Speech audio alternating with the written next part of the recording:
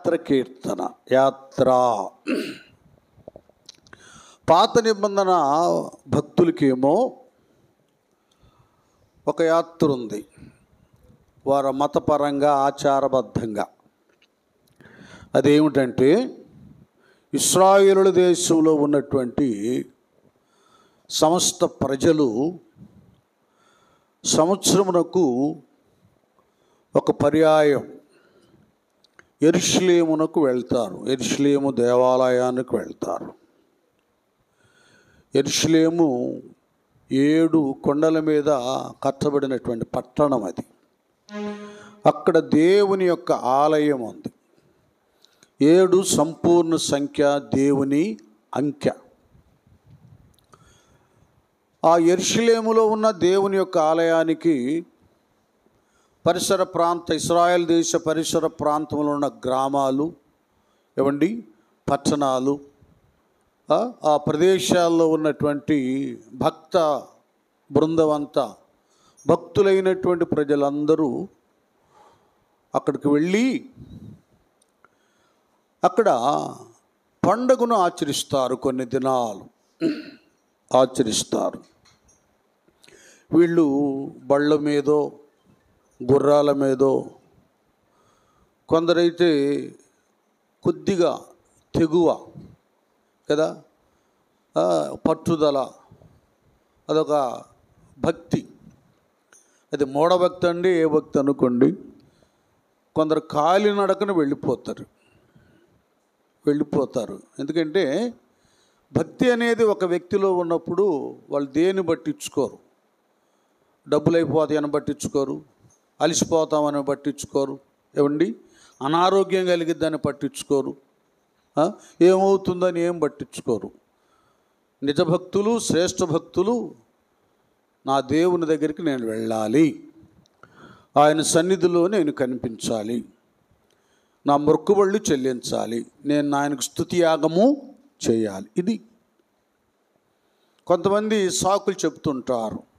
ఏంటమ్మా ప్రార్థన రాలేదు, ఏంటయ్యా రాలేదంటే, బాగలేదండి, అక్కడ నొప్పి ఇక్కడ నొప్పి అండి అని. పాపం కొంతమంది అయితే లేని రోగాలను కూడా క్రియేట్ చేసుకుంటారు. ఎందుకంత తిప్పలు? ఉన్న రోగాలు పోతాయి దేవుడి దగ్గరికి వస్తే. ఒకవేళ ఏ వ్యాధి ఉన్నా బాధ ఉన్నా అలా కూర్చుంటే అభిషేకం తగులుతుంది. ఆయన తన వాక్కును పంపి చెప్పండి వారిని, అది వాక్కు ఎందుకుంది? బాగు చేయడానికి. అంటే మీరు బిడ్డలు కాబట్టి చెప్తున్నా, ఎప్పుడైనా సరే బాగాలేదని సాకు చెప్పగాకండి. మందిరానికి వచ్చే విషయంలో ఇక్కడ బాగవుతావు, స్వస్థపరుచు యెహోవాను నేనే కదా. అలాగ సాకులు చెప్పేవాళ్ళు ఉన్నారు. ఆ సన్నిధిని, ఆ ఆత్మీయతను పోగొట్టుకునే వాళ్ళు ఉన్నారు. వీళ్ళు యెరూషలేములో కొన్ని దినాలు ఇలాగూ ఆత్మ సంబంధంగా వేడుకలు, పండుగలు జరుగుతుంటాయి. ఇక ఈ ప్రజలందరూ ఏం చేస్తారంటే అన్ని దినాలు వీళ్ళకు ఒక యాత్ర. ఏం యాత్ర అంటే అది ఆత్మీయ యాత్ర. ఇది ఎక్కడి నుంచి కీర్తనలో ఈ భక్తులు, దావీదు తదితర భక్తులు రాశారంటే 120వ కీర్తన నుండి 134వ కీర్తనలు, ఈ మొత్తం 14 కీర్తనలు. మీరు ఒక్కొక్కటి పేజీ తీయండి, పైన రాయబడి ఉంటుంది.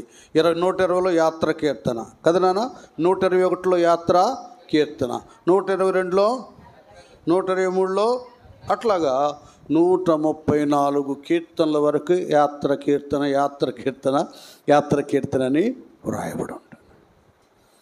అంటే అర్థం ఏంటంటే భక్తజనాలు యాత్ర చేస్తూ వాళ్ళు అలాగ నడుచుకుంటూ వాహనాలను వెళుతూ ఉండగా వాళ్ళు రాసుకున్న పాటలు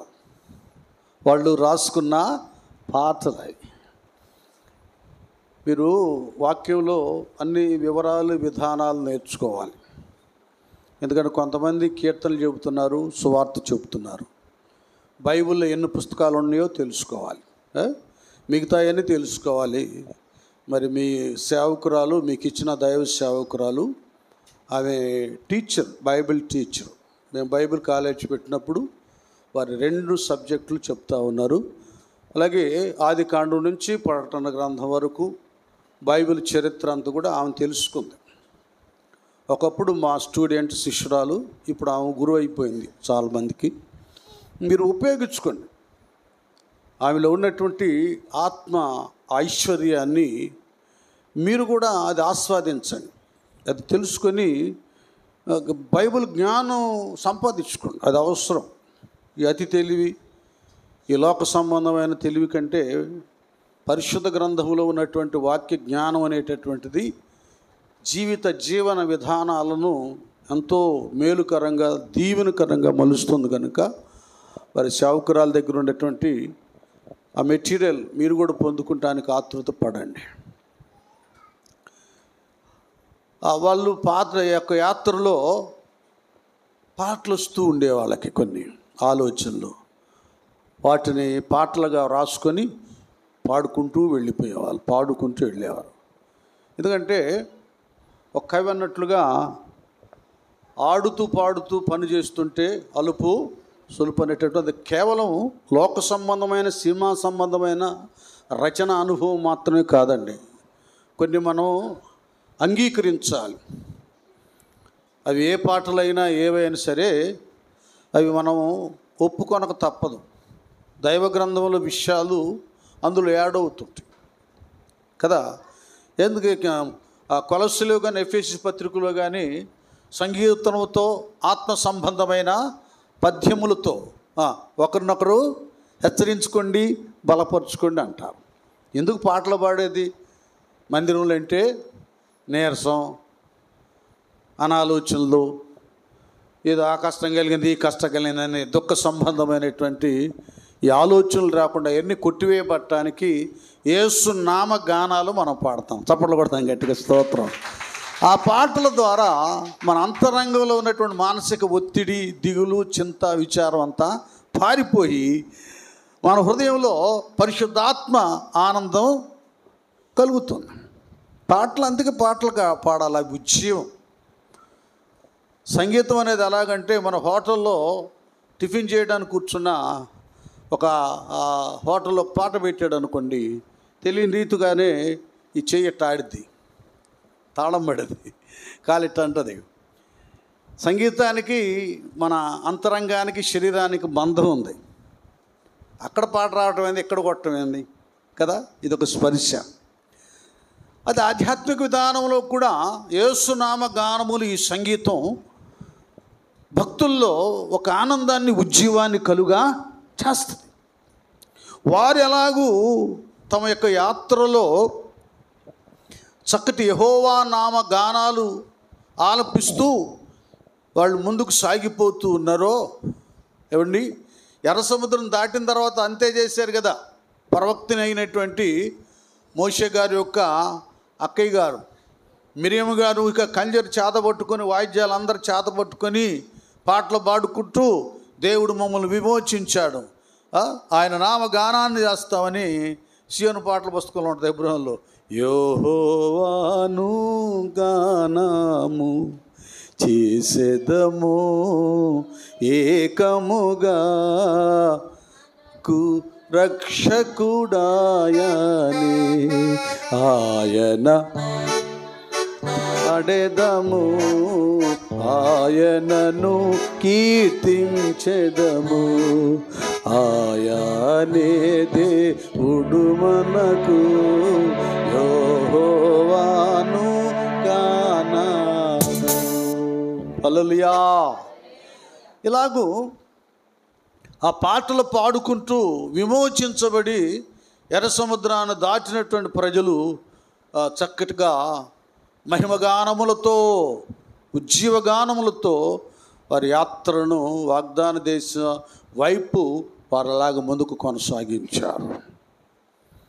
ఇందుకే ఈ పాటలు కావాలి, పాటలు పాడాలి, పాటలు రాయాలి, పాటలకు స్వరకల్పన చేయాలి.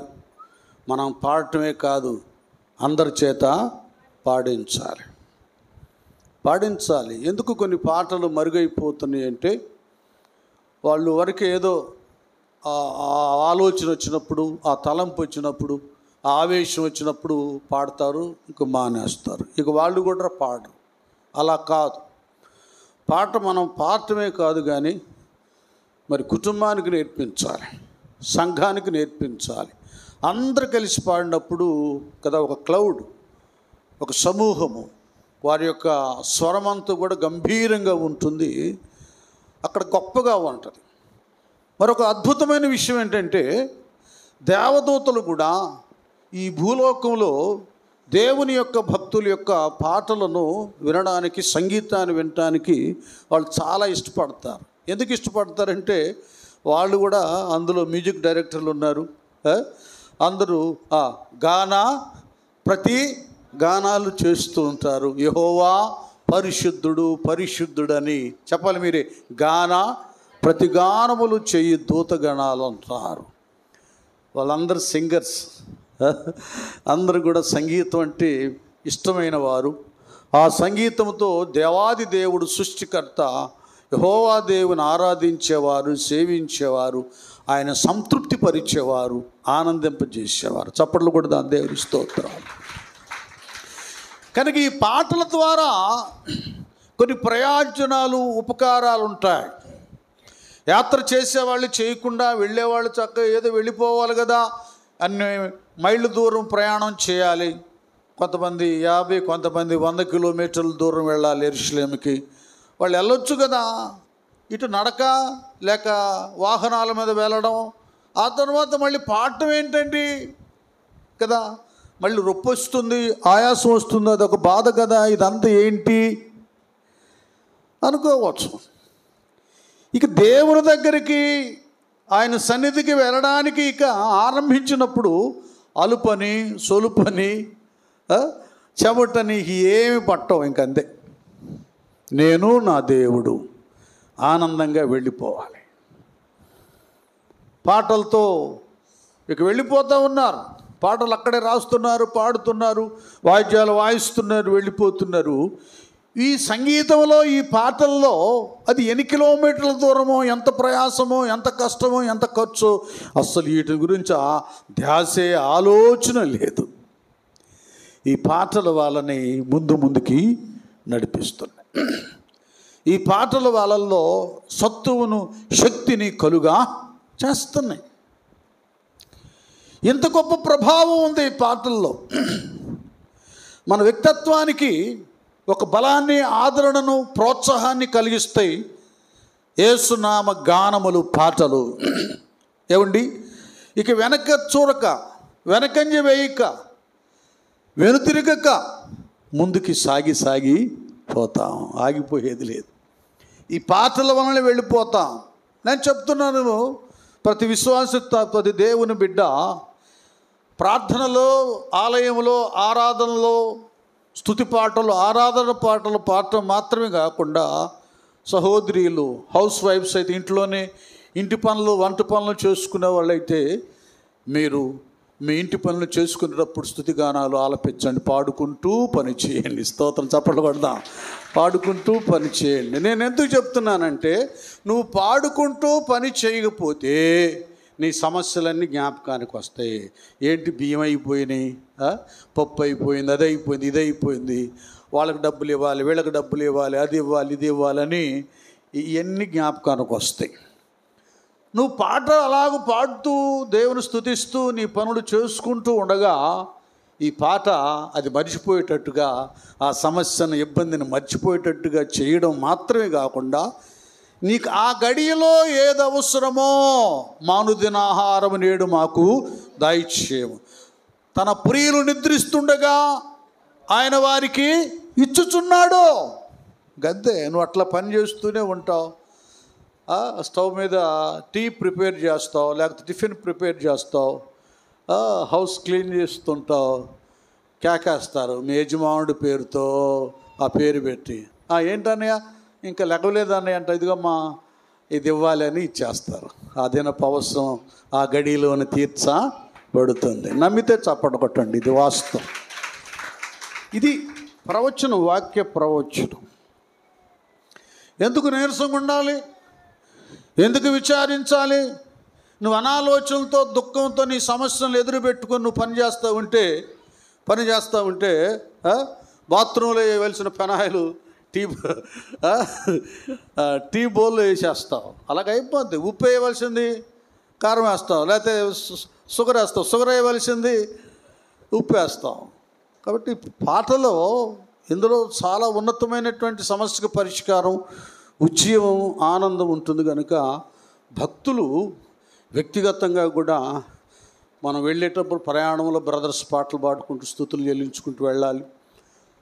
జాబ్ చేసేటప్పుడు కూడా లోన్లీగా ఉన్నప్పుడు, అవకాశం ఉన్నప్పుడు దైవనామ ధ్యానము, వాక్య ధ్యానము ఇలాగ చేస్తూ ఉండాలి. వీటిలో పవర్, ప్రభావము, శక్తి ఉంది పాటల్లో. అది వ్యర్థమైంది కాదు. నీ వ్యక్తిత్వంలో నువ్వు బలపడతావు. కుటుంబాన్ని పాటల ద్వారా బలపరుస్తావు. ఒకసారి నీకు చక్కటి వచనము జ్ఞాపకానికి వస్తుంది. యజమానుడు లేకపోతే నీ సత్యమనే మాట్లాడుతుంటుంది. ఇదేంటయ్యా ఇంకింతేనా ఈ బ్రతుకు, ఈ సమస్యకు పరిష్కారం ఉండదా, ఇది సరికాదా అన్నప్పుడు చక్కగా అయ్యగారి పాటను జ్ఞాపకం చేస్తావు. మోడుబారిన జీవితాలను చిగురింపచేయగలవు నీవు. మోడుబారిన జీవితాలను చిగురింపచేయగలవు నీవు. మారానుభవం మధురముగా మార్చగలవు నీవు. మారానుభవం మధురముగా మార్చగలవు నీవు. మహోన్నతుడా నీ కృపలో నేను నివసించుట నా జీవిత ధన్యతైనది. మహోన్నతుడా నీ కృపలో నేను నివసించుట. మహోన్నతుడా నీ కృపలో నేను నివసించుట. ధన్యతైనది నా జీవిత ధన్యతైనది. స్తోత్రం, హల్లెలూయా. కనుక పిచ్చి పాటలు, తిక్కల పాటలు, లోక సంబంధమైన పాటల వలన మనకు ఊరడి కలగదు. ఆయనకేమి యేసన్న గారు ఇంకా పెద్ద పెద్ద భక్తులు ఉన్నారు. వాళ్ళు ఏమి పిచ్చి పాటలు రాశారా, పని పాటలు లేకుండా రాశారా?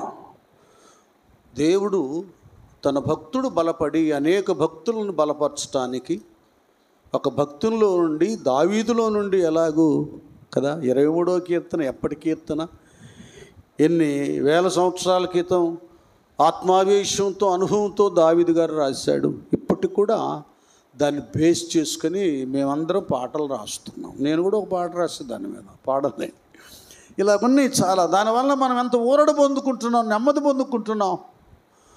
అలాగా భక్తులను ప్రేరేపించి దేవుడు రాయించిన పాటలు ఎందుకంటే సరదాగా పాడుకుంటాను కాదు, సమస్యలు తీర్చబడటానికి, సమస్తం సరిచేయబడటానికి, బలపరచబడటానికి. కనుక ఎంత గొప్ప పాటలు మీ మధ్యలో ఉన్నాయి. విశ్వాసులు మీరు అకుల్లా ప్రిస్కిల్లా లాగా మీకు మీరు బలపడుతూ, సిస్టర్ బ్రదర్ని బలపరచమ్మా, బ్రదర్ సిస్టర్ని బలపరచు, కుటుంబంతో బలంగా ఉండండి పాటలతో. అంతేకాదు, నీలో ఈ అభిషేకంతో కూడిన సంగీత ప్రభావము, పాటల ప్రభావం ఆవరించినప్పుడు, ఒక లైట్ వేసినప్పుడు ఆ ఇంటిలోనే ఉండదు ఆ వెలుగు, కిటికీలో నుండి, తలుపుల్లో నుండి తీసినప్పుడు బయటికి ఎలాగూ ప్రకాశిస్తుందో అలాగే అభిషేకంతో కూడిన మీ పాటల ప్రభావం చుట్టుప్రక్కల ఇళ్ళకి అది అలాగూ ప్రకాశించాలి. ఎక్కడో దావీదు బెత్లెహేము అనబడే ఒక కుగ్రామములో, చిన్న గ్రామములో ఒక చిన్న గొర్రెల మంద, ఆ మందను ఇటు చెవరాడు కదా, నా పెద్ద కొడుకులు సైనికులు, వాళ్ళు సోల్జర్స్, ఈ బొడ్డోడు ఏముందిలే రే దావీదా అన్నాడు. ఏంటి నాన్న, నువ్వు వెళ్ళి మన గొర్రెల మంద ఉన్నాయి కదా, వెళ్ళిపోయి వాటిని కాయిపో, వాటిని కాసుకో, వాటిని కాసేయి, అవి నువ్వు చూసుకో అన్నాడు. ఆల్రెడీ దేవుడిచ్చినటువంటి కొన్ని ప్రత్యేకమైన టాలెంట్స్, వరాలు, వరపుత్రుడు ఈయన దావీదు. మీరు ఆయన చరిత్ర చదవండి బైబిల్లో. ఆయన సామాన్యుడు కాదు. యుద్ధం ఏమో నేర్చుకోకపోయినా దేవుడు ఆయనకు అన్నీ నేర్పించాడు ఆయనకి. ఏ కళాశాలకు వెళ్ళి ఆయన సంగీతం నేర్చుకోలేదు, కానీ దేవుడు ఆయనకు అన్నీ నేర్పించాడు. ఆయన రక్తంలోనే పెట్టాడు ఆ శక్తిని, ఆ వరాన్ని దేవుడు. మరి ఎప్పుడు సితారా నేర్చుకున్నాడో, ఎప్పుడు పిల్లను గురవి నేర్చుకున్నాడు. సితారా చమత్కారంగా వాయిస్తాడు. ఆ ఫ్లూటు పిల్లను గురవి చాలా మంచిగా వాయిస్తాడు. అన్నిటినీ ఆకట్టుకున్నాడు. జంతువుల్ని, పక్షుల్ని, మృగాలను, మనుషులను సంగీతం ద్వారా అన్నిటినీ ఆకర్షించుకున్నాడు. దావీదు సామాన్యుడు కాదు. సరే, ఏమైంది ఈ సంగతి? ఆ నోట చివరికి ఇక రాజధాని దగ్గరికి వెళ్ళిపోయింది. ఆ రాజధాని నగరంలో సైన్యాధిపతి, సైనికులు, ప్రజలు అందరూ తెలుసుకున్నారు. ఆ యెషయా కుమారుడు చివరోడు ఉన్నాడంట, చిన్నాడు. వాడు ఏంటో పలు చమత్కారంగా వాయిస్తాడంట. ఈలోపేమో ఇశ్రాయేలుకు మొదటి రాజైన సౌలు గారికి తన అవిధేయత వలన, దైవాజ్ఞను ఉల్లంఘించుట వలన దైవాత్మ పోయి దురాత్మ పట్టింది, దెయ్యం పట్టింది ఆయనకి. అది పట్టినప్పుడల్లా అతడు మెంటల్గా ఫీల్ అవుతున్నాడు. అడ్డు కొట్టుకుంటున్నాడు, గోడకి ఇటు కొట్టుకుంటున్నాడు. దెయ్యం విలవిల్లాడుస్తూ ఉంది. ఇది ఏ భూత వైద్యులు దేనివలన, వాటి వలన, వీటి వలన ఇది పోయేది కాదు. దైవశక్తి కలిగిన వారు కావాలి. అంత పరిశీలన చేస్తే బెత్లెహేము గ్రామంలో యెషయా కుమారుడైనటువంటి దావీదు దీనికి తగినవాడు, సామర్థ్యం గలవాడు, ఇతడే నయం చేయగలడని వెళ్ళిపోయి, చిత్తగించము, బెత్లెహేమీయుడైన యెషయా యొక్క కుమారులో ఒకడు, అతడు చమత్కారముగా వాయింపగలడు, అతడు బహుశూరుడును యుద్ధశాలియు, మరియు సౌలు యెషయా యొద్దకు దూతలను పంపి చాలు. చూసారా, ఒక టాలెంట్. జ్ఞాని సొలొమోను సామెతలు అంటాడు, ఒక విద్యలో లేక ఒక పనిలో నైపుణ్యత గలవానిని చూచితురా, వాడట రాజు ఎదుట నిలబడతాడు. రాజుగారు నేను పాడతాను, నేను పాడతా రాజుగారు, నేను వాయిస్తా రాజుగారు, నేను టాలెంట్ అని చెప్పుకున్నాడా? నన్ను విన్న నాకెళ్ళి చూడండి రా, చెప్పుకోలేదు. అతనిలో ఉన్నటువంటి నైపుణ్యత, సామర్థ్యం దేశమంతా వ్యాపించింది. హల్లెలూయా, హల్లెలూయా. ఇది చాలామందికి ఈ పాటలు, దీని విలువ తెలియదు. కొంతమంది ఏం చేస్తారు, ఈ భక్త బృందం పాటలు పాడుతున్నారు, అయిపోయినాక వెళ్దాంలే, పాటలు అయిపోయినాక వెళ్దాం. తప్పు అది. ఇప్పుడు పాటలే అవసరం లేకపోతే ఆరాధనలో డైరెక్ట్గా వాక్యమే చెప్పించేవాడు. పాత నిబంధనకి వెళితే 200 మంది, 250 మంది, వేల మంది గాయకులు సంగీత వాయిద్యాలు వాయించేవారు. ఈ టీం అంతా అక్కడ కనపడుద్ది. పాటలతో కూడా కదా, పాటలతో కూడా దేవుని మహిమ పరచాలి. ఆయన పరలోకంలోనే చెప్పానుగా, దూతల గణాలు అక్కడ ఉన్నాయి. అక్కడ ఒక టీం ఉంది, పరమాంతు, వాళ్ళు పాడుతూ ఉంటారు. పరలోకానికి ప్రతిబింబం దేవుని మందిరము, దేవుని సంఘం. సంఘంలో కూడా, ఆలయంలో కూడా ఈ వైభవం కావాలి. పాటల దగ్గర నుండే, ఆరంభ ప్రార్థన దగ్గర ఉండే విశ్వాసులు మందిరంలో ఉండాలి. ప్రారంభ ప్రార్థన అయిపోయిన తర్వాత స్తుతి పాటలతో మొదలు పెట్టాలి. మనం చేసే ఒక తప్పు పని, ఒక వంకర పని, నిర్లక్ష్య పని ఏంటంటే పాటలు రచనలు చూడడం సరిగా. రెండోది దాన్ని నేర్చుకోం, ఎలాగూ పాడాలో తెలుసుకోం. గాలిపాటుగా ఆ మైక్లోనూ టీవీలోనూ వస్తామంటే అలాగ ఉంటాం. ఆ పెద్ద ఆయన రాశాడు, ఆయన పాడిచ్చాడని అది వింటాం. ఇక్కడికి వచ్చేసి మైకు తీసుకొని ఏదో అన్నీ ఎరిగినట్టుగా అడ్డదిడ్డాలుగా పాడతాం. పాట ఎంత మధురంగా ఉంటే హృదయాలు ఎంతగా ఆనందిస్తాయో, పాట చండాలంగా ఉంటే మెంటలెక్కింది, దురాత్మ వచ్చింది. కాబట్టి పాడేవాళ్ళు నేను చెప్తున్నాను, అందరికీ చెప్తున్నాను, నేర్చుకోండి. ముందు పెద్ద భక్తులాగా పాడటం ఆరంభించొద్దు. అందరికీ ఇప్పుడు యూట్యూబ్లో కొన్ని వందల మంది చూస్తాను, అందరికీ చెప్తున్నాను, ముందు మీరు పాటల పుస్తకం ముందు పెట్టుకొని అసలు ఆ స్వరం ఎలాగుందో, ఆ స్వరకల్పన ఎలాగుందో అది నేర్చుకొని పాడండి. ఎట్లా పడితే అట్లా పాడొద్దు. మరి ముఖ్యంగా మైకులు అస్సలు పాడొద్దు, నేర్చుకొని పాడండి. మన దేవుడు ఒక నియమం క్రమం గల దేవుడు. అన్నీ ఆయన దగ్గర ఒక పద్ధతి, క్రమము, ఒక నియమము, సామర్థ్యం ఉంది. భక్తులు కూడా అలాగ నేర్చుకోవాలి. మీరు పాటలు నేర్చుకొని పాడాలి. నేర్చుకోకుండా కొంతమంది కంజర్ నేర్చుకోకుండా ఎట్టబడితే అడ్డు కొట్టేస్తారు. కొంతమంది డ్రమ్ము నేర్చుకోకుండా ఏదో కొట్టాలి కదా మందిలో టపా కొట్టేస్తారు. పాడేవాడికి మెంటలెక్కింది. ఇలాగ చాలా ఉండి సంఘాల్లో విశ్వాసులు తెలుసుకోవలసినవి, నేర్చుకోవలసినవి చాలా ఉన్నాయి. అవన్నీ మీరు నేర్చుకొని చక్కగా నేర్చుకొని దూతల్లాగా పాడండి. దేవుడు దిగి వస్తాడు. పాటలు పాడాలి. పాటలు పాడుతూ ఉంటే హృదయాలు ఎంతో ఆనందదాయకంగా ఉంటాయి. ఆ స్తుతి గానాల ద్వారా దేవుడి భూమి మీదకి దిగి వస్తాడు, అదృశ్య రూపుడు. ఏమండి, ఇలాగుంటే పాటలు కావాలి, మనకు నేర్చుకొని పాడాలి కదా. ఇక్కడ దావీదు విషయంలో ఇంత సామర్థ్యం గలవాడు. దేశం మొత్తంలో ఒక్కడే సైన్యాధిపతులు, సైనికులు, మంత్రుల దృష్టికి తీసుకురాబడ్డాడు. ఆయన పాడాలి ఇంకంతే. రాజే స్వయంగా పిలిపించుకున్నాడు. ఏమండి, ఒక గొర్రెల కాపరి అక్కడ, దేశాన్ని పరిపాలన చేసే రాజు అక్కడ. మీరు విని అర్థం చేసుకోవాలి. దేవుడిచ్చే వరములో ఎంత సామర్థ్యం ఉందో, ఎంత కీర్తి ప్రతిష్టలు ఉన్నాయో మీకు అర్థం అవడానికి చెప్తున్నాను. కొందరు పాటలను, వాయిద్యాలను చాలా తేలిగ్గా నెట్టేస్తారు. తప్పు అది. వాటి ద్వారా కూడా దైవ కార్యం జరుగుతుంది. దుష్టశక్తులు పారిపోతాయి. ఇక 16వ అధ్యాయానికి వెళ్ళిపోదాం నానా. 23, 16, 23 మొదటి.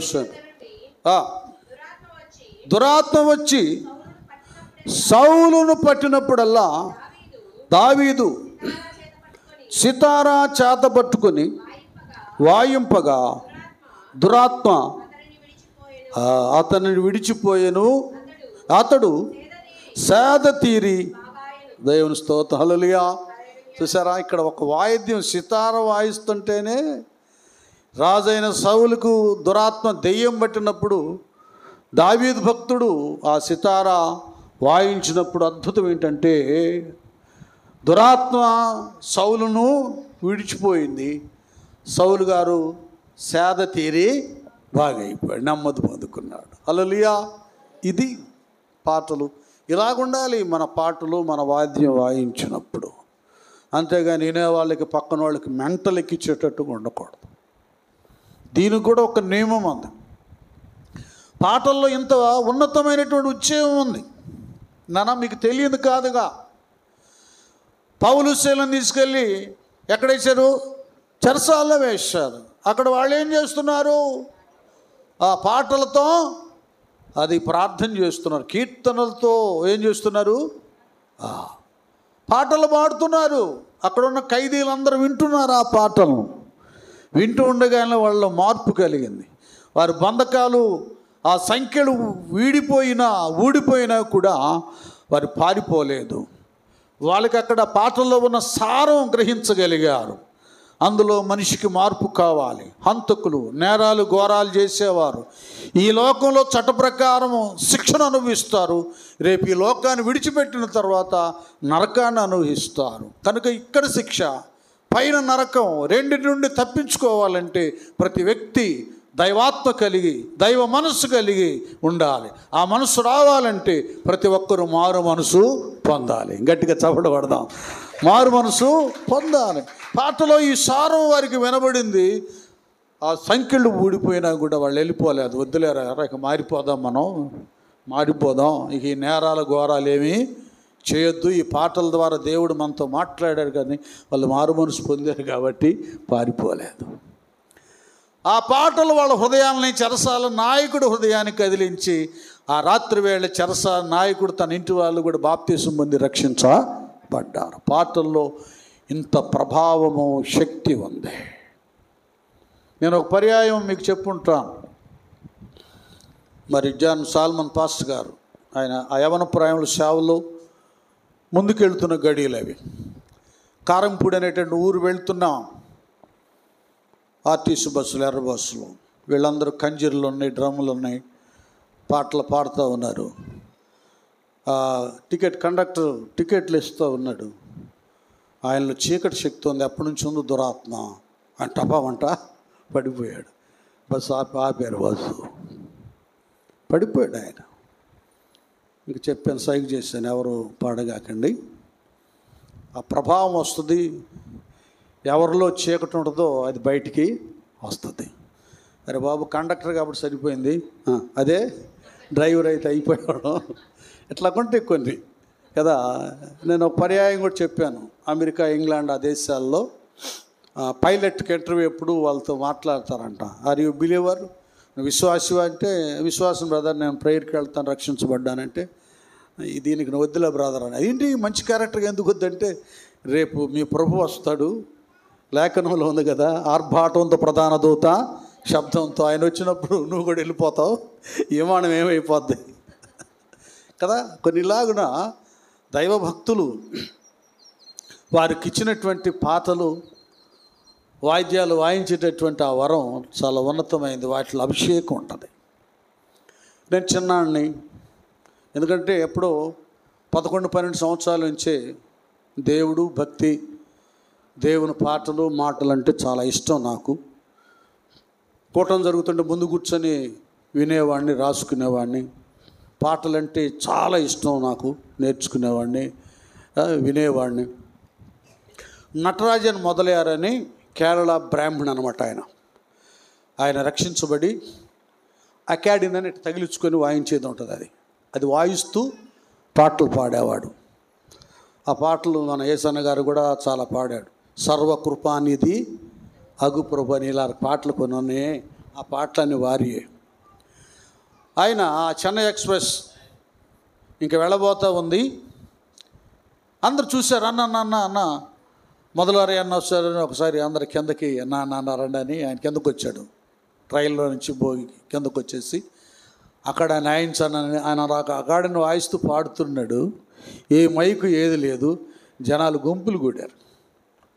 దాదాపు 15 నిమిషాల వరకు అప్పటికప్పుడు కదలవలసిన ట్రైన్ ఆగిపోయింది. ఆపేశారు అక్కడ. ఏంటంటే ఇది పరిస్థితి. అందరూ చూశారు. సంగీతం, పాటలు మనుషులను ఇలాగున ఆకర్షిస్తాయి అన్నమాట. వీటిలో శక్తి ఉంది. ఈ పాటలు మీరేదో ఆయన పాట పాడతా, ఈయన పాడతా అనుకోకుండా దేవుడిచ్చిన పాటని దాన్ని ఆస్వాదించండి, దాన్ని రుచి చూడండి, దాన్ని అనుభవించండి, దానిలో మునిగి తేలండి. ఆ పాటలో ఉన్నటువంటి ఆశీర్వాదకరమైన వచనాలన్నీ కూడా నీ జీవితానికి వాగ్దానాన్ని పలికించి అవి సఫలం పరుస్తాయి. హల్లెలూయా. అంత ఉన్నతమైనది ఉందన్నమాట. కనుక నేను వెళ్తున్నాను అసలు సబ్జెక్టులోకి. ఈ కీర్తనలో వీళ్ళలాగ పాడుకుంటూ అక్కడ వాళ్ళ ప్రయాణంలో అడవులు వచ్చాయి కదా, అరణ్యం వచ్చేది, కొండలు, లోయలు వచ్చాయి, ఇంకా క్రూర మృగాలు ఉండేవి. వీటినేటిని కూడా లెక్క చేయకుండా స్తుతి గానాలతో, యాత్ర కీర్తనలతో వారు పాడుకుంటూ ఆ గమ్యాన్ని చేరి అక్కడ పండగను ఆచరించేవాళ్ళు. స్తోత్రం, హల్లెలూయా. అలాగే మన విశ్వాస యాత్రలో నీవు నేను మన యాత్ర అదైతే ఏమండి కొన్ని దినాలే వాళ్ళకి ఇశ్రాయేలులకు అప్పుడు వారి గ్రామాల్లో నుండి చేరవలసినటువంటి స్థలము ఆ పండుగ కొన్ని దినాలే పరిమితం. మనకైతే నీ జీవితం ఎంతో, నీ ఆయుష్ ఎంతో, దేవుడు నిన్ను ఎన్ని సంవత్సరాలు ఇహ ముందు నిలబెట్టుకుంటాడో ఆ జీవితకాలం అంతా కూడా ఈ విశ్వాస యాత్రలో నువ్వు ఆనందదాయకంగా ముందుకు కొనసాగి ఆ తదుపరి నీ కొరకు ఏర్పాటు చేసినటువంటి పరలోక నివాసములో నీవు అందులో ప్రవేశించాలి. అప్పుడు వరకు నీవు ఉజ్జీవించబడాలంటే, ఆనందించబడాలంటే, బలపరచబడాలంటే, ఆదరణ పొందుకోవాలంటే నువ్వు చేయవలసింది ఏంటంటే దేవుడు నీకు ఇచ్చిన ఆరాధనలో పాటలతో బలపరచబడాలి. నేను నీ మాట వినగానే పాటలు 2వ వచనం, నా యాత్ర ఎందునా అలయక సొలయక, నా యాత్ర ఎందునా అలయక సొలయక, ఆదరించిన దైవమా ఆదరించిన దైవమా, అలల వలె శ్రమలు పైకెగసి వచ్చిన, అలల వలె శ్రమలు పైకెగసి వచ్చిన, అంతము చేసిన నా దైవమా అంతము చేసిన, నీ మాట వినగా నిత్య నిబంధన నాపై చేసిన యేసయ్యా, నీ మాట వినగా నిత్య నిబంధన నాతో చేసిన యేసయ్యా, దావీదుకిచ్చిన శాశ్వత కృపను, దావీదుకిచ్చిన శాశ్వత కృపను నాపై చూపుము యేసయ్యా, నాపై చూపుము యేసయ్యా, ఈ మాట వినగా నిత్య నిబంధన నాతో చేసిన యేసయ్యా. హల్లెలూయా. అందుకే పౌలయ్య ఎఫెసీయులకు రాసిన పత్రిక 5వ అధ్యాయము, ఎఫెసీయులకు రాసిన పత్రిక 5వ అధ్యాయము ఇదిగో 18 నుంచి మనం చక్కగా 18-19 వచనాలు చదువుకుంటూ వెళ్తే, మరియు అది మద్యముతో, చూడండి ఏ విషయాల్లో ప్రపంచంలోనే ప్రజానికం నాశనం అయిపోతుందో ఈ మద్యం, అది గంజాయే కానీ, స్మోకింగే కానీ, డ్రింకింగే కానీ, డ్రగ్సే కానీ, ఈ మద్యంతో మత్తులైపోతుంటే కుటుంబాలే సర్వనాశనం అయిపోతుంది. ఈ త్రాగుడు వలన చాలామంది వ్యక్తులకు వాయు వరుస తెలియటం లేదు, ఇంటిని ఎలా కాపాడుకోవాలో తెలియటం లేదు. ఆ మద్యానికి బానిసలైపోయి భార్య బిడ్డలకు ఇవ్వవలసినటువంటి ధనం ఇవ్వటం లేదు, కష్టార్జితం. ఈ దుర్వ్యాపారానికి వ్యర్థపరుచుకొని ఇంటిని అప్పులు పాలు చేసి భార్య బిడ్డలను రోడ్డు పాలు చేస్తూ ఉన్నారు. కనుక మద్యం అనేది చాలా భయంకరమైందండి.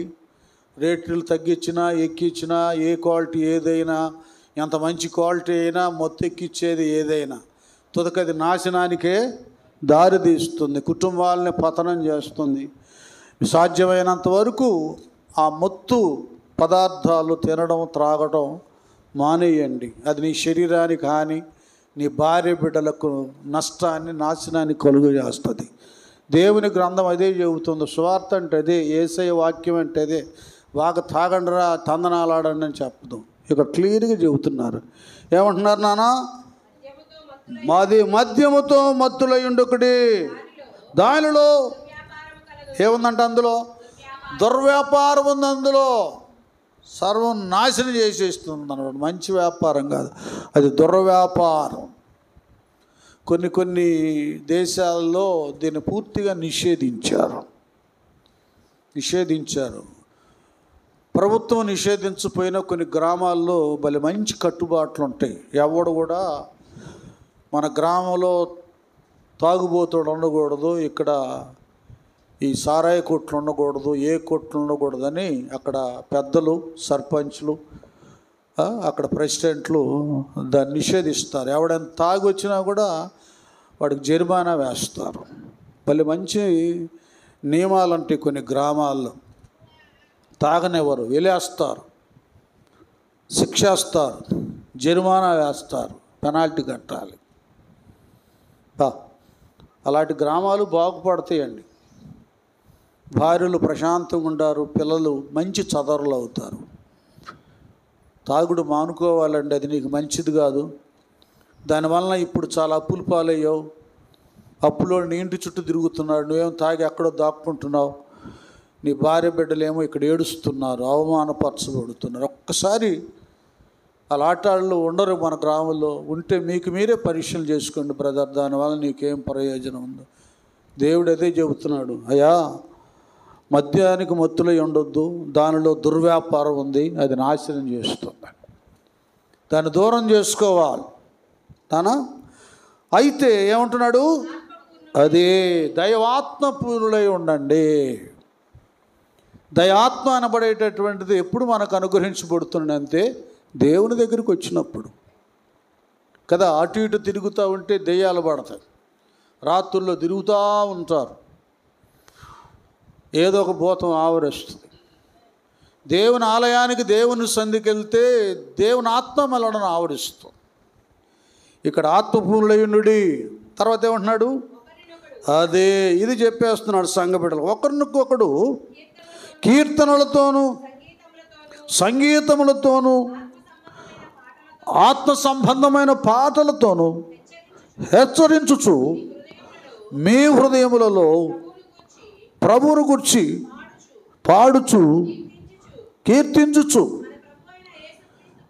మన ప్రభు అయినటువంటి యేసుక్రీస్తు పేరట సమస్తమును గూర్చి తండ్రి అయిన దేవునికి ఎల్లప్పుడూ కృతజ్ఞతాస్తుతులు చెల్లించుచు క్రీస్తునందలి భయముతో ఒకరికొకడు. ఇప్పుడు గట్టిగా చప్పట్లు కొట్టండి. చూసారా, ఈ పాటలు వేరు. వీటి వలన ఏమండి హృదయంలో ఎంతో ఆనందం కలుగుతుంది. వీటి ద్వారా మనం ఒకరినొకరు హెచ్చరిస్తాం. మీ హృదయంలో ప్రభువును గురించి పాడుచు కీర్తిస్తావా. ఇది అప్పుడు జరిగేది ఏంటంటే ఒకరి ఎడలు ఒకరు ఎక్కడు లోబడి ఉంటారు, తగ్గించుకుంటారు, విధేయులుగా ఉంటారు, సమాధానం కలిగి ఉంటారు, ప్రేమ కలిగి ఉంటారు. పాటలు అక్షర సంబంధంగా నేర్చుకొని ఇంపుగా సొంపుగా పాడటంలో ఆత్మ ప్రభావం ఆవరించదు. ఆ పాటలో ఉన్న సారాన్ని గ్రహించి దాన్ని ఆస్వాదించి అనుభవించి ఆ ప్రేమను వింటున్న వారికి పంచాలి, క్రియను చూపాలి. క్రియలు లేని విశ్వాసము మృతము. కొంతమంది గొప్ప గొప్ప టాలెంట్స్ ఉంటారు ఈ పాటలు సంగీతంలో కూడా ఉంటారు కానీ నాకింత పేరుంది, ఇంత ఘనత ఉంది, నేను గాయకునిగా, మ్యూజిక్ డైరెక్టర్గా ఇంత గొప్పతనం ఉంది, అందరు నా దగ్గర తల వంచాలి, అందరూ నేను చెప్పినట్లుగా వినాలి, నేను గొప్ప అని తాము హెచ్చించుకుంటారు.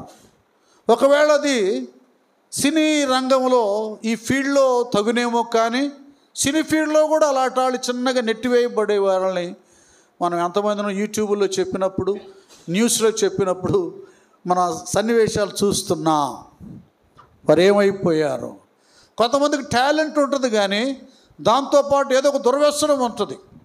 సినీ యాక్టర్లు మనం చూసాం కదా, పేరుగాంచమైనటువంటి గొప్ప గొప్ప యాక్టర్లు అయినా వాళ్ళ దుర్వ్యసనాల వలన దానికి బానిస అయిపోయి అప్పుల పాలై అల్లరైపోయి చచ్చిపోయినప్పుడు కనీసం మట్టి చేయటానికి కూడా రూపాయి లేకుండా పోయింది. అంత గొప్ప టాలెంట్ ఉండి కోట్ల రూపాయలు సంపాదించిన ఏవండి ఏటికి ఉపయోగపడలా.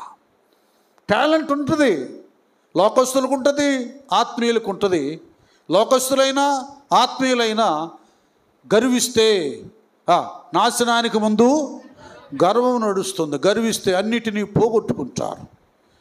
ఉదాహరణకి లూసిఫర్ ప్రధాన గాయకుడు, ఎంత గొప్ప యెహోవా దేవునికి ఆయన గానాలన్నా ఆయన యొక్క సంగీతం అన్నా కదా, కొన్ని రెండు రెక్కలతో వీటిని ఎన్ని వాయిస్తూ ఘనపరుస్తూ దేవుని ఎంతగానో ఆనందం చేసేటటువంటి ఈ సంగీత విద్వాంసుడు, ప్రధాన దూత లూసిఫర్ దేవునితో సమానముగా తన మనసులో హెచ్చించుకొని త్రోసివేయబడ్డాడు.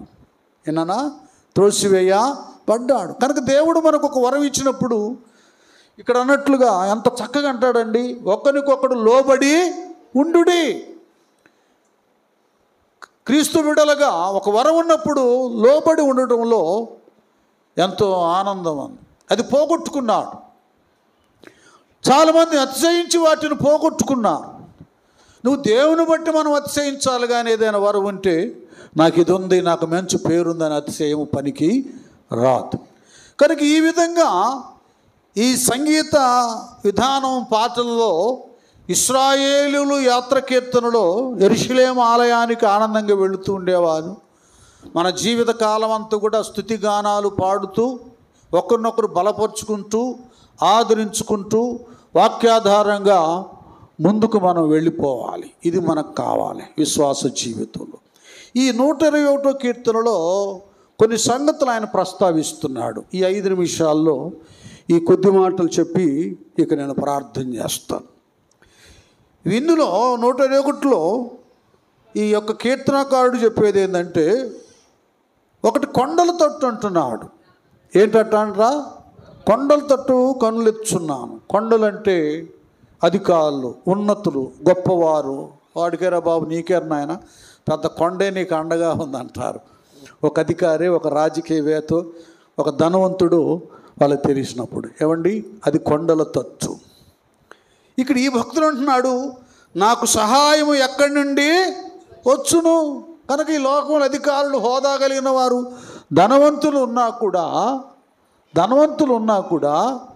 వాళ్ళ వల్ల కాదు నాకు సహాయం కలిగేది, యెహోవా వలననే నాకు సహాయము. అది దేవుని స్తోత్రం చెప్దాం. హల్లెలూయా. చూడండి, వెళ్ళేదేమో యాత్ర చేస్తున్నారు. ఈ యాత్రలో కూడా వాళ్ళ వ్యక్తిగత అనుభవాలు, ఆశలు, అవసరాలు, సహాయాన్ని గురించి కూడా ఇక్కడ పాడుకుంటున్నారు. అది ఇప్పుడు అర్థమవుతుందా? వెళ్ళేది యెరూషలేముకి వెళ్తున్నారు యాత్రకి. అది పుణ్యక్షేత్రం అనుకోండి, మరొకటి అనుకోండి, ఆ యాత్ర ఈ యాత్ర అనుకోండి. ఈ యాత్రలో కూడా వాళ్ళు ప్రయాణం చేసేటప్పుడు ఈ లోక సంబంధమైన సహాయం, అవసరతలు వాళ్ళకి జ్ఞాపకానికి వస్తున్నాయి. ఆ జ్ఞాపకంలో కూడా వాళ్ళ దగ్గరికి వెళ్తే వీళ్ళ దగ్గరికి వెళ్తే సహాయం కాదు, యెహోవా వలననే నాకు సహాయము కలుగును అంటున్నారు. అలాగే మన విశ్వాస యాత్రలో మనం ప్రయాణం అయిపోయి వెళుతూ ఉన్నాం. మన భక్తి జీవితాన్ని పౌలయ్య అన్నట్లుగా మంచి పోరాటం పోరాడితేనే ఏమండి విశ్వాసాన్ని, అది ఈ విశ్వాసాన్ని కాపాడుకుంటూ మనం ముందుకు వెళ్ళాలి. ఈ యాత్రలో వాళ్ళ సహాయం, వాళ్ళకి కావలసిన అవసరం ఎలాగూ ఇశ్రాయేలు యాత్రికుల జ్ఞాపకం వచ్చిందో, మన విశ్వాస యాత్రలో కూడా మన కుటుంబ సమస్యలు వస్తూ ఉంటాయి తలంపులోకి. ఆర్థిక సమస్యలు, అనారోగ్య పరిస్థితులు, ఉద్యోగం లేని వారికి ఉద్యోగంలో అక్కడ కొద్ది గడ్డులు, అభ్యంతరాలు, ఏమండి ఇంకా ఇలాగ రకరకాలుగా ఉంటుంటాయి. మన వ్యవసాయం, పొలంలో అదే సారవంతమైన రీతిగా అది ఫలభరితంగా ఉండకుండా ఈ తెగులు ఏవేవో రావడం, నీళ్ళ కొద్దువ లేకపోతే నీళ్ళు అధికమైపోవడం, పశువులు వాటిలో మేత, వాటికి ఇబ్బంది, రకరకాలుగా ఉంటాయి. ఎంత చెట్టుకు అంత గాలి అన్నట్లుగా ఎవరెవరికి అవసరాలు వారికి ఉంటాయి కదా. ఆ సమయంలో కూడా ఈ విశ్వాస యాత్రలో మనం జీవిస్తూ మీ చింత యావత్తు దేవునిపై వేయన్నట్లుగా ఆ వాగ్దానాన్ని మనం ఏమండి మనసును పెట్టుకొని, దేవా నీవే నాకు సహాయము. హల్లెలూయా. చూడండి, ఇక్కడ 2 రెండు రకాల సహాయాలు కావాలి. ఒకటి అలుపు సొలుపు లేకుండా ఆ యెరూషలేము కొండపైకి వెళ్ళిపోవాలి. ఏమండి, రెండోది ఈ ప్రయాణంలో ఇంటి పరిస్థితి ఏంటి, ఆహార పరిస్థితి ఏంటి, అక్కడ అవసరాలు ఏంటి, అవి జ్ఞాపకం వచ్చినప్పుడు దేవుని మీద వేసి సరి చేయబడుతున్నాయి. మన విశ్వాస జీవితంలో కూడా ఒకవైపు పరిశుద్ధత, భక్తి, ప్రార్థన, వాక్య ధ్యానం ఇవన్నీ కాపాడుకుంటూ, రెండోది కుటుంబ ప్రతి అవసరత కూడా తీర్చబడటానికి దేవుని సహాయాన్ని కోరుకొనుట. గట్టిగా చప్పట్లు. ఇది అక్కడ ఎలాగో వారు అన్ని విషయాల్లో దేవుని సహాయం కొరకు యాత్రలు అడుగుతున్నారు, మనం కూడా అడగాలి. అంతేకాకుండా ఆయన భూమి ఆకాశంలో సృజించిన వాడు, ఆయన నీ పాదము అదే, నిన్ను కాపాడువాడు కునుకుడు ఇది. ఇప్పుడు దేవుని పిల్లలుగా పాదం అంటే నడకంటే క్యారెక్టర్. ఇది చాలా పరిశుద్ధులకు ప్రాముఖ్యమైనది, విశ్వాసులకు. మనం అంత ఆడినా పాడినా ప్రసంగాలు చేసినా మన సాక్ష్యం, మన ప్రవర్తన అనేది సరిగా లేకపోతే జనాలు నిన్ను బట్టి దేవుని దగ్గరికి రారు, వెళ్ళిపోతారు. నిన్ను బట్టి దేవునికి మహిమ కలగదు. దేవుని పిల్లలుగా నిత్యము తమ ప్రవర్తన జాగ్రత్తగా కాపాడుకోవాలి. పడిపోకూడదు, చెడిపోకూడదు. పరిశుద్ధత దేవునికి ఇష్టమైంది. హృదయ శుద్ధి గలవారు ధన్యులు, వారు దేవుని చూచెదరు. ఇదిగో ఆయన పాదాల దగ్గర మనం సరిగా ఉన్నప్పుడు మన పాదాలను ఆయన తొట్టునిలా నీడు. నిన్ను కాపాడువాడు కునుకడు అది. దుష్టుడు నిన్ను ఎక్కడ పడేస్తాడు, ఎక్కడ పాడు చేస్తాడు, ఎక్కడ భ్రష్టురాలుగా ఏ విషయంలో నిన్ను అబద్ధికరంగా చేస్తాడేమోనని ఆయన నిన్ను వెన్నంటూ ఉంటాడు. ఐగుప్తు దేశంలో యోసేపుకు తోడుగా ఉండి పోతిఫర్ భార్య అతన్ని ప్రేరేపించిన తప్పుడు పని చేయటానికి ఎలాగో యోసేపును కాపాడి దేవుడు అతని పరిశుద్ధతను కాపాడి అతను ఫలించడి కొమ్మగా చేశాడో అలాగ చేస్తాడు ఆయన భక్తుల్ని.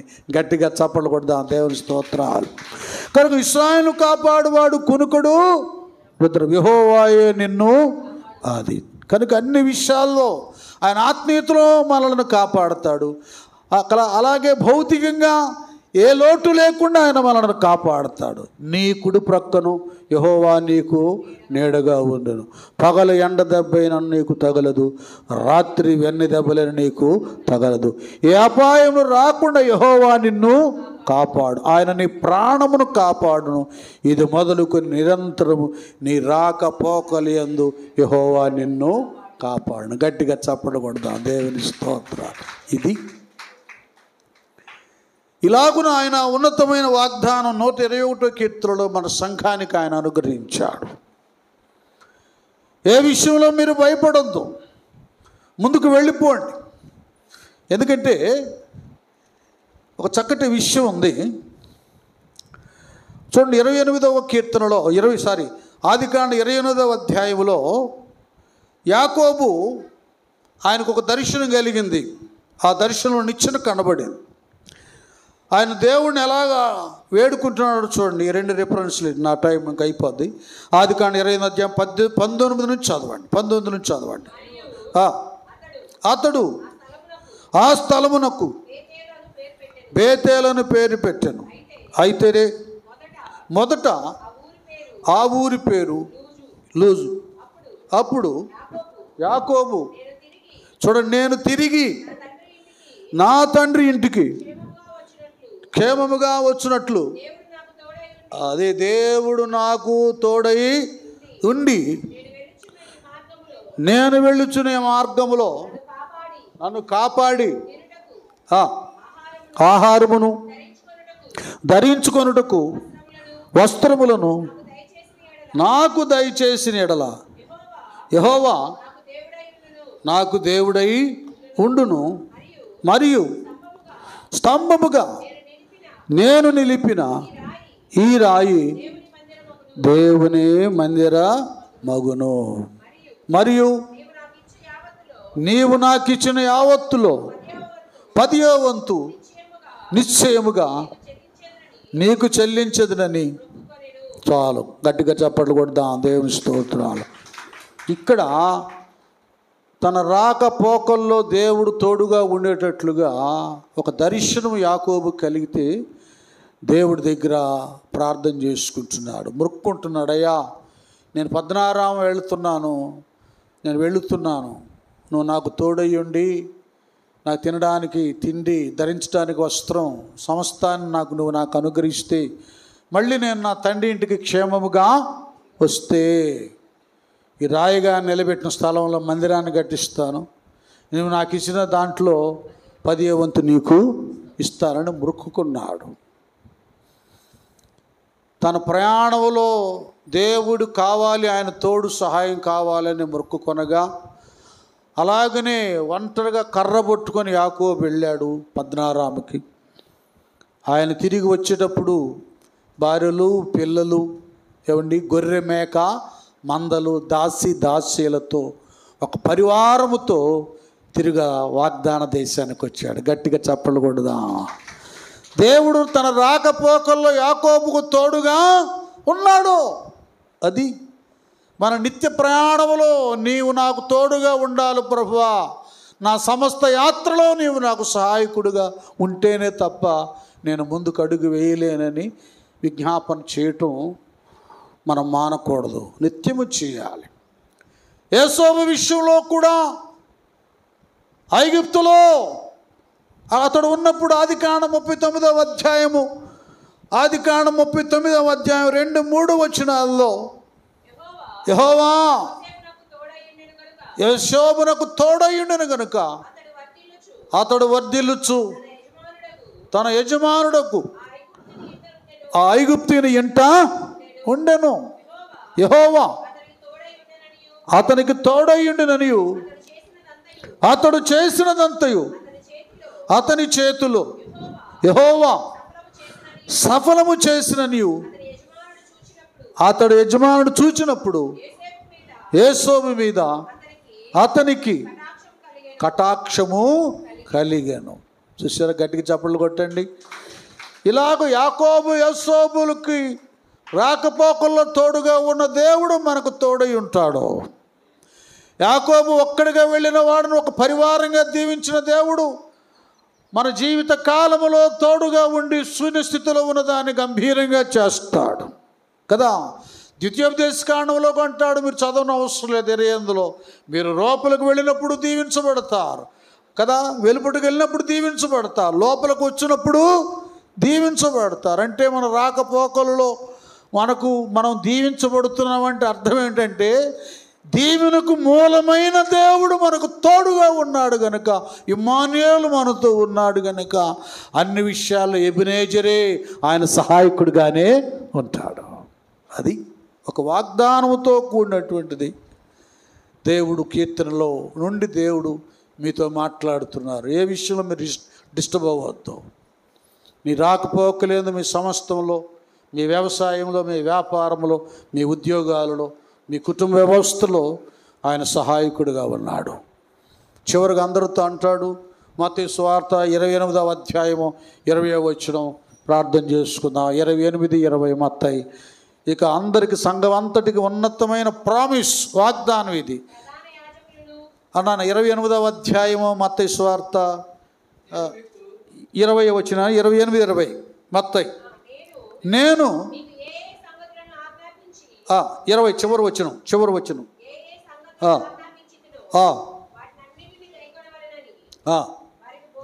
వారికి బోధించుడి. ఇదిగో ఈ యుగ సమాప్తి వరకు సదాకాలము మీతో కూడా ఉన్నానని. అర్థమవుతుందా? సంఘానికి చేసిన దేవుడు వాగ్దానం. సదాకాలం ఎలాగున్నాడంట చెప్పండి. సదాకాలము మీతో కూడా ఏమంటాడు? అది సదాకాలము మనతో కూడా ఉంటానని కాదు, ఏమంటాడు? అది గుర్తుపెట్టుకోండి. మీతో కూడా ఉన్నానని, మనందరితో కూడా ఆయన ఉన్నాడని జ్ఞాపకం చేసుకోవాలి. రాకపోకలు ఎందుకు కాదు, నిత్యము కూడా ఆయన మనతో కూడా ఉన్నాడు. అన్ని వాదాలకు దీవిస్తున్నాడు, బలపరుస్తున్నాడు, ఆదరిస్తున్నాడు. ఎదురు ఆయన ఉన్నా కూడా నువ్వు నీ సందేహంతో, అవిశ్వాసంతో ఆయన ఇచ్చిన ఆధిక్యతను జారు విడుచుకుంటున్నావేమో.